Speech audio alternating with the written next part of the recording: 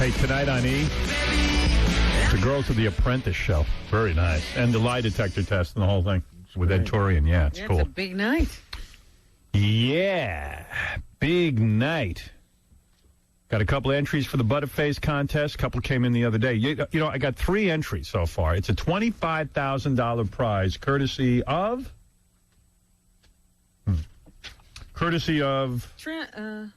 Hold on. I'll tell you in a minute. Hitman contracts for PlayStation 2, Xbox, and PC. In stores April 21st. Hitmancontracts.com.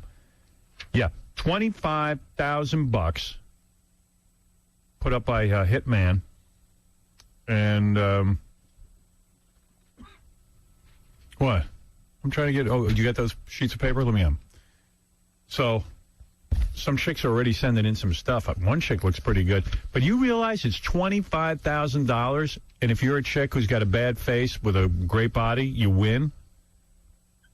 So 3 chicks right now could easily win it, and one of them actually We only got 3 contestants so far. And they're the ones who are going to have to play it. I'll tell you what, 2 of them are good looking, so they're not, they're not in great position to win. You can still get into this contest and have a good deal. Even the chick I'm looking at now, she kind of has a butterface and a great body, but she shouldn't win. But, hey, if you want to give her the $25,000, don't enter. Listen, women, take a look at yourselves in the mirror. If you have a butterface.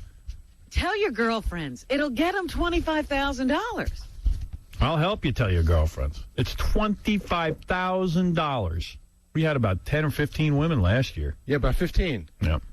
I just figured automatically we'd have more this year. And some of them didn't belong in the contest. Right. Yeah, some of them didn't belong in the contest because their bodies were so bad. Yeah, they had bad faces. But their bodies went along with them. So anybody who's got a butterface, if you've got a great body, you know, everything's great but your face, butterface. So, yeah, this chick might. There's one chick who's kind of cute. I don't see what she's talking about, but what do I know? The one with the 3 girls in the picture? No, the one with the big boobs. It's hard to see her face. Yeah. Some people have sent me pictures without the face. And I'm like, I got to see the face to see if they can get in. Yeah. Then we put a bag over your head, and then you just come out in Vegas, and you get a trip to Vegas, and, right? Come out, win $25,000. And right now, there's only 3 women in the whole contest. So, hey, it's up to you. Wide open, as they say. So thank you, Hitman. That's going to be in stores April 21st. $25,000 prize, and quite frankly, one of those 3 women will win. Now, if you enter, you could be one of the women who wins. But you got to be honest with yourself. I know it's embarrassing. We got to focus on the positive. We're saying you have a great body. Right. That's all. You know. You got a fantastic body, as a matter of fact. You have to focus on the positive. Tomorrow, Rebecca Romaine Stamos. Coming soon, the interim beauty pageant, Alanis Morissette and Steve-O. Yeah, they're saying that Rebecca and John don't seem to be all that broken up about their divorce. Yeah, I'm going to talk to Rebecca about that, because, like, Rebecca, I call her up, and I'll go, how you doing? She'll be like, oh, I'm so sad. And I'm like, You hear techno music in the back? It doesn't sound, it doesn't, I'm really sad. Wait, I'm doing a shot of Jaeger. I have my good days and my bad days. This is one of the good ones, obviously. Yeah. So anyway, I think she'll be fine. And believe me, he ain't missing out on a beat. They said he's traveling around with a crew. You know, he's already got a posse. Yeah, he's in Orlando. He loves Disney, and he's there right now, and God knows who's with him. Oh, my goodness. Yeah, he and his buddies, they're having one of those boys' weeks. You're right. Robin hit the nail on the head. That's who benefits, his buddies. Yeah. They benefit they're so much. so happy he's back. Well, that's what Ralph says. He goes, man, when you were in with a girlfriend, we had so much fun. He goes, and then you got Beth, and it's like, I don't see it. And he goes, we had great time. Because he used to come everywhere with me. The good times dried up. Oh, dried up. You get hit with poontang shrapnel. Yeah. Oh, there were stories about Ralph and his goings on every Monday. Oh, please, you should have seen me and Richie Notar. Well, Ralph would talk. Richie didn't talk. Yeah. Richie and I were really doing some damage out there. We were out every night. But Ralph was literally having sex on dance floors. Yep. You know what? I don't want to hear that. Yeah, but with Fred. Fred's a lot of fun. It wasn't bad. But, yeah, man, that's who benefits so much. Yes, your buddies. Anyway, we really Marty, should. You missed it. Yeah. Why don't we get down to some news? I think it's time, Robin. All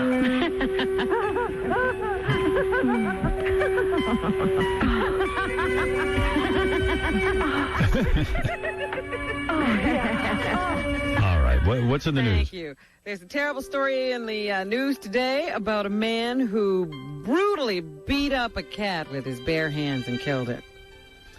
A heartless Brooklyn thug is being charged with animal cruelty. They say he beat the 9-pound cat because it nipped his finger when he picked it up. He actually even called his ex-fiancée. She was his fiancée before he killed the cat. And you know why the guy got nipped on the finger is that evidently that the woman had been finding injuries on the cat all along, so the cat was probably trying to protect itself. She says when she was with him, he seemed really loving with The cat, yeah.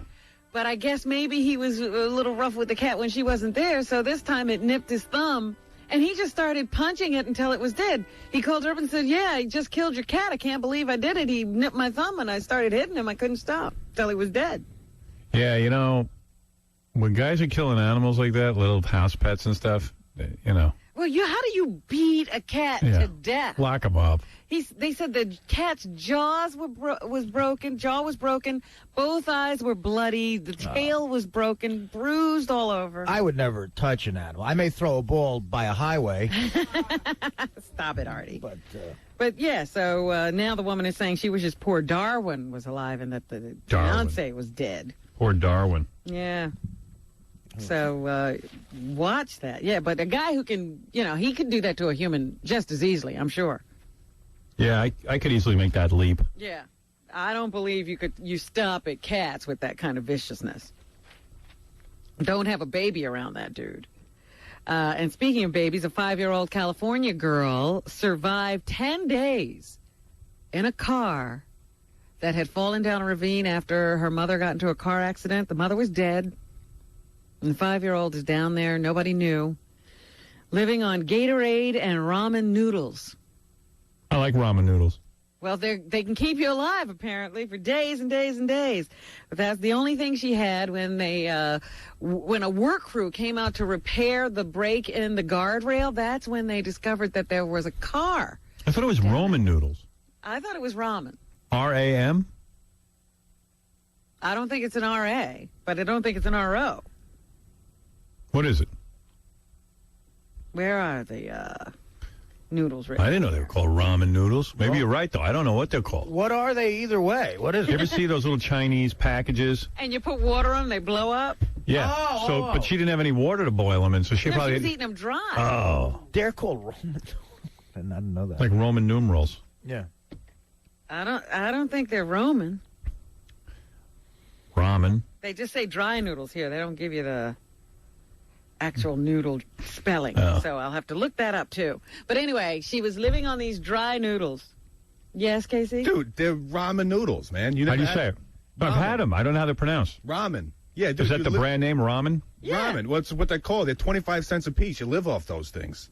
What do you mean you live off them? Like, People who don't have money we buy don't got a them lot of and money. you You stock get them 25 up. cents a piece. It's like it's a meal. I used to eat those all the time.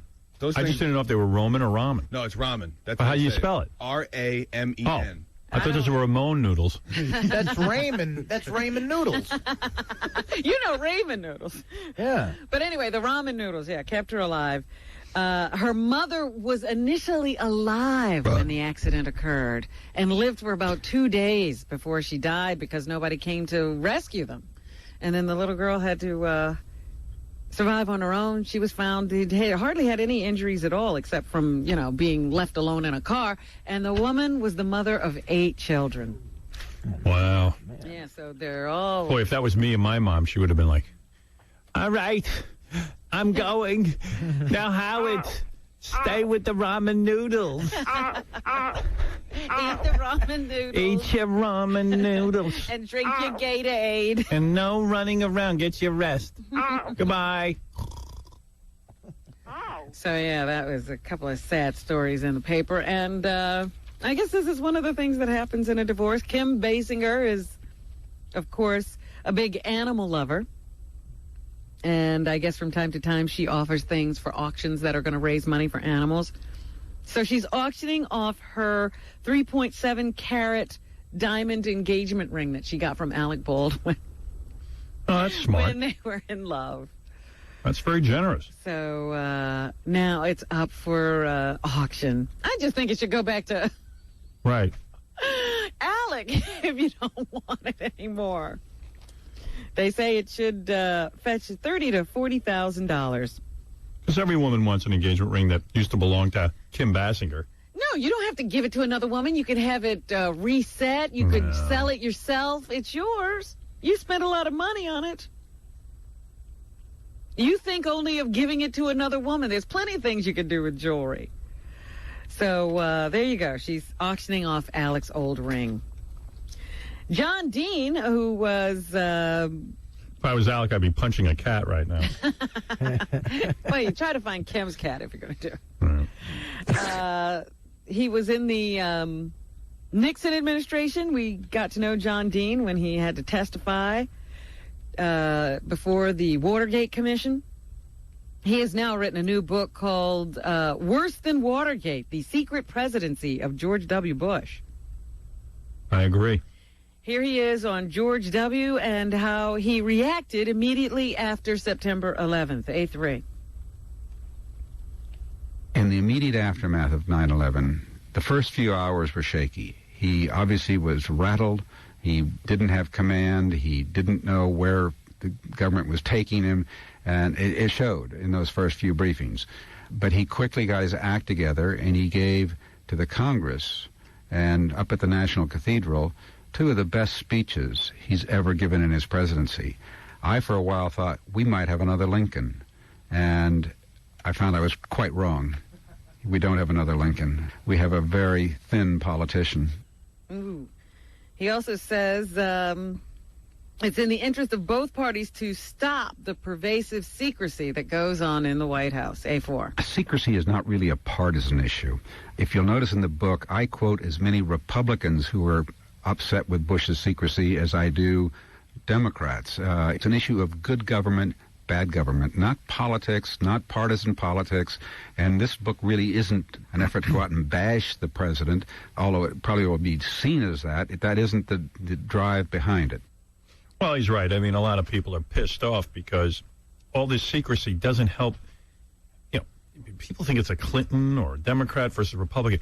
We, as the people, need to know how does government operate in a situation today where we are at war and with terrorists. And I don't mean give up state secrets. I'm talking about we want to know when you guys get information, are you warning us? Are you rising to the occasion? Are you organizing?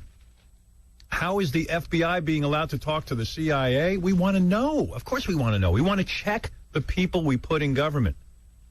We don't need secrets. There's no need for it. Secrets are there if you have it. You find out a piece of information and you're going to go in and bust down a door and get someone. You don't have to announce that. Yeah, but usually if people are keeping a lot of secrets, it's because of something bad. Well, what it is they're hiding their incompetence. Well, that's what I'm saying. You keep secrets when things aren't right. Yeah. Don't be afraid to open up the system. But what you find is most guys who are incompetent like to hide. When Bush says he needs to talk to Cheney for everything, there's a reason. He doesn't know what's going on. And John Dean says the administration uses terror to its advantage. A5. You should have a presidency and leaders who are taking the terror out of terrorism. This presidency is keeping the terror in, if not trying to add some, because they find they can govern more effectively by keeping the Americans frightened. Every time there's a criticism of Bush comes on and goes, I'm the only one who can get rid of terrorism.